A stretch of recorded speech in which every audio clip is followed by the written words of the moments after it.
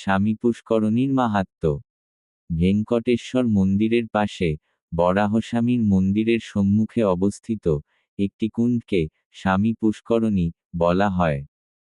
এটি প্রায় 1.5 একর আয়তনের একটি জলাশয়। বৈকুণ্ঠ একাদশীর দিন সমস্ত তীর্থ এখানে মিলিত হয় বলে একে মুক্কোটি তীর্থম বলা হয়। সকল পুষ্করণীর মধ্যে এটির গুরুত্ব সর্বাধিক, তাই একে স্বামী পুষ্করণী নামে অভিহিত করা হয়। সরস্বতী দেবী ব্রহ্মাণ্ড পুরাণ থেকে। ব্রহ্মার পত্নী সরস্বতী দেবী নদীগুলির মধ্যে শ্রেষ্ঠ নদী হয়ে জন্মগ্রহণ করেন সরস্বতী নদী রূপে। একবার পুলস্তমুনি সেই সরস্বতী নদীর তীরে এসে তপস্যা করছিলেন। যেহেতু পুলস্তমুনি তার পুত্রের তুল্য, তাই সরস্বতী দেবী তার কাছে গিয়ে পূজা করেননি। সরস্বতী দেবী পূজা না করাই পুলস্তমুনি তা অপমানজনক মনে করে সরস্বতী দেবীকে অভিশাপ দিলেন। তুমি যে ইচ্ছা নিয়ে নদী রূপে জন্ম নিয়েছ সেই ইচ্ছা পূর্ণ হবে না। বিষ্ণুর পদ থেকে উৎপন্ন গঙ্গানদী সেই খ্যাতি লাভ করবে।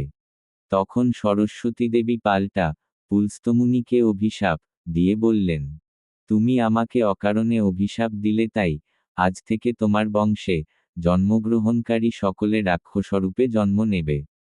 এরপর পুলস্তমুনি নিজের ভুল বুঝে সরস্বতী দেবীর কাছে ক্ষমা প্রার্থনা করে বললেন, আমার অভিশাপ মুক্তির উপায় বলে দিন। তখন সরস্বতী দেবী বললেন, তোমার বংশে বিষ্ণুভক্ত বিভীষণ নামে একজন জন্ম নেবে, সে তোমার কীর্তিকে বিশ্বের মাঝে প্রতিষ্ঠা করবে। এরপর সরস্বতী দেবী সমস্ত নদীর মধ্যে শ্রেষ্ঠ খ্যাতি লাভের জন্য নারায়ণকে উদ্দেশ্য করে তপস্যা করলেন। নারায়ণ তাকে দর্শন দিয়ে বললেন, আমি পুলস্তমুনি অভিশাপ উঠিয়ে নিতে পারি না, কিন্তু তোমার কাম্য বর ফিরিয়ে দিতে পারি না। পুলস্তমুনির অভিশাপ কেবলমাত্র নদীগুলির উপর প্রযোজ্য, তীর্থগুলির উপর নয়। তাই তুমি ভেঙ্কটাচল পর্বতে এক পুষ্করিণী রূপে আবির্ভূত হও।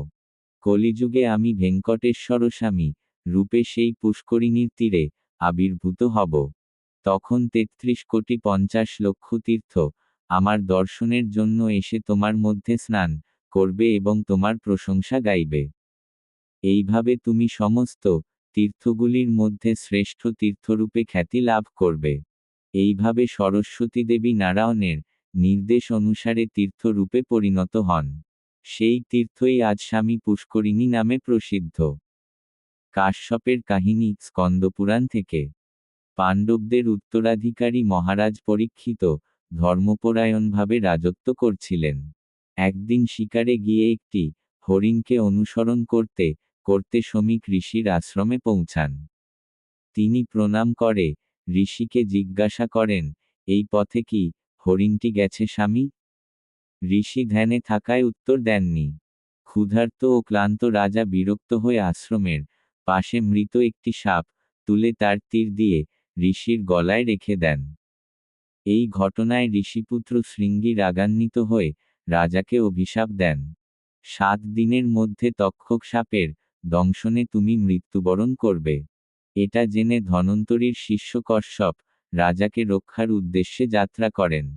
পথে তক্ষক সাপ তাকে ধন প্রদান করে প্রতিরোধ করেন এবং পরে রাজাকে দংশন করে হত্যা করেন। কাশ্যপের এই ব্যর্থতায় আত্মীয় ব্রাহ্মণ ও বন্ধুদের কাছ থেকে তিনি তীব্র দোষারোপের শিকার হন।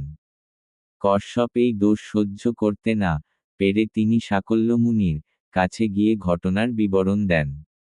মুনি বলেন, তোমার পক্ষে পরীক্ষিত মহারাজকে বাঁচানো সম্ভব ছিল। চিকিৎসকের ধর্ম হল শেষ মুহূর্ত পর্যন্ত রোগীকে রক্ষা করার চেষ্টা করা। যদি কেউ লোভ বা ঈর্ষার কারণে তা না করে, তবে সে ব্রহ্মহত্যার সমতুল্য পাপের ভাগীদার হয়। কশ্যপ তার পাপ থেকে মুক্তির সমাধান জানতে চাইলে সাকল্য মুনি বললেন, সুবর্ণমুখী নদীর তীরে ভেঙ্কটাচল পর্বতে অবস্থিত স্বামী পুষ্করিণীতে স্নান করে বরাহস্বামী ও ভেঙ্কটেশ্বর স্বামীর দর্শন কর, তাহলে তোমার পাপ বিনষ্ট হবে। কাশ্যপ তাই করলেন এবং তার পাপ থেকে মুক্তি পেলেন। ধর্মগুপ্ত কি কথা! চন্দ্রবংশীয় রাজা নন্দ তপস্যার জন্য বনে গমন করেন এবং তার পুত্র ধর্মগুপ্তকে রাজ্যের ভার দেন। একদিন ধর্মগুপ্ত শিকারে গিয়ে রাতে একটি গাছে আশ্রয় নেন, যেখানে একটি ভাল্লুক বাস করছিল। পরে একটি সিংহ এসে নিচে দাঁড়িয়ে থাকে। ভাল্লুক বলেন, ভয় পেও না, আমি তোমাকে ক্ষতি করব না। তুমি আমার উরুতে শুয়ে রাতের প্রথম ভাগে বিশ্রাম নাও, পরে আমি বিশ্রাম নেব। পরে সিংহ ভাল্লুককে ফুসলিয়ে বলে, রাজাকে ফেলে দাও, আমি তাকে খেয়ে নেব। ভাল্লুক জবাব দেয়, বিশ্বাসঘাতকতার পাপ বহু যজ্ঞ করেও মোচন হয় না, আমি তা করব না। কিন্তু যখন রাজা ঘুম থেকে উঠে সেই একই প্রস্তাবে সম্মত হয়ে ভাল্লুককে ফেলে দেন।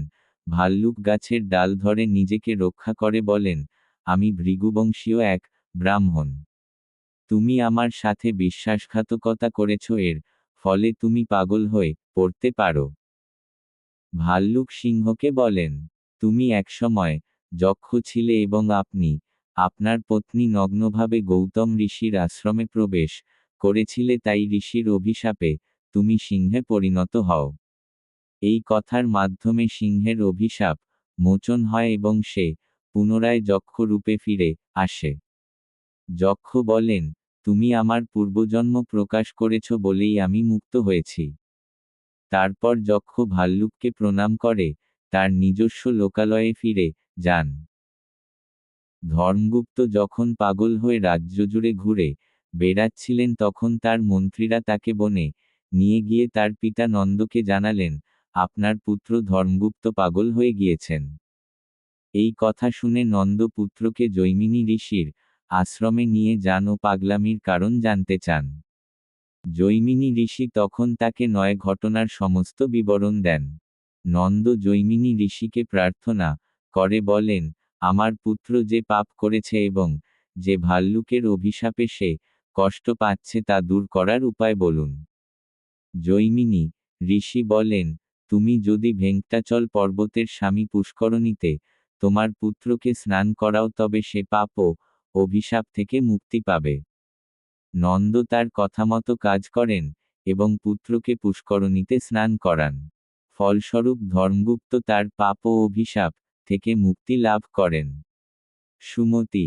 মহারাষ্ট্রে সুমতি নামে এক ব্রাহ্মণ খারাপ সঙ্গের প্রভাবে এক বারঙ্গনার সঙ্গে বসবাস শুরু করেন। ধীরে ধীরে তিনি মদ্যপান ও চুরির মতো কাজেও জড়িয়ে পড়েন। একদিন ধন চুরির উদ্দেশ্যে তিনি এক ব্রাহ্মণকে হত্যা করেন, যার ফলে তিনি ব্রহ্মহত্যার পাপে দোষী হন। এই দুর্দশার কথা তিনি তার পিতা যজ্ঞদেবকে জানান। যজ্ঞদেব তাকে দুর্বাসা মুনির কাছে নিয়ে যান এবং তার পুত্রকে পাপমুক্ত করার জন্য প্রার্থনা করেন। দুর্বাসা মুনি বলেন, ভেঙ্কটাচল পর্বতের স্বামী পুষ্করণীতে স্নান করাও। যজ্ঞদেব সেই পরামর্শ মেনে পুত্রকে সেখানে স্নান করান এবং সুমতি ব্রহ্মহত্যার পাপ থেকে মুক্ত হন।